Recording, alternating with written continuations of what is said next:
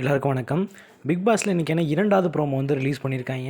இந்த ப்ரோமோ பொறுத்த வரைக்கும் ஹாட் சீட்டில் நம்மளுடைய ஹஸ்பண்ட் அண்ட் ஒய்ஃப் 2 பேரும் உட்காந்துருக்காங்க.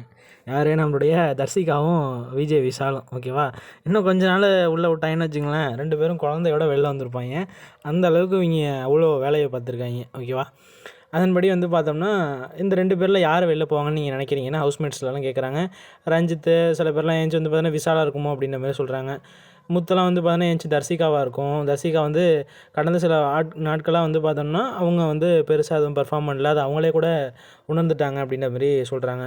தர்சிகாவை பொறுத்த வரைக்கும் வந்து பார்த்தீங்கன்னா அவங்க வந்து பயங்கரமான எஃபர்ட் போடுறதாகவும், அவங்க 200% எஃபர்ட் போடுறதாகவும், அது வந்து பெரிய லெவலில் ரீச் இருக்கும். நம்மளோட லவ் கண்டென்ட்லாம் பெரிய லெவலில் ரீச் இருக்கும். நம்ம வந்து ஃபைனல் ஸ்டேஜில் வந்து போயிடுவோம் அப்படின்றத மைண்டில் அவங்க ஃபிக்ஸ் பண்ணிட்டாங்க. ஓகேவா? அந்த அளவுக்கு தான் அவங்க விளாண்டுட்டு இருந்தாங்க. அவங்க போய் இந்த வாரம் போவாங்க அப்படின்றது அவங்க 100% 200% வந்து அவங்க நினச்சிருக்கவே மாட்டாங்க. ஆனால் வந்து பார்த்தோன்னா நடந்தது என்னமோ வந்து பார்த்தோன்னா, அந்த இடத்துல 2 பேரையும் உட்கார வச்சு தர்சிகா வந்து வெளில அனுப்புகிறாங்க. இதுக்கப்புறம் நம்ம இந்த தர்சிகா, விஷால் அவங்களுடைய கிரின்ச்சான அந்த லவ் கண்டென்ட்டை நம்ம பார்க்க மாட்டோம்.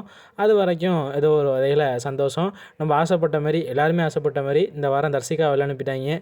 ஒரே ஒரு குறை தான், தர்சிகாவோட சேர்த்து விஜய் விஷால் அனுப்பியிருக்கலாம். ஓகே, அடுத்த வாரம் வந்து அவரையும் அனுப்பிடலாம்.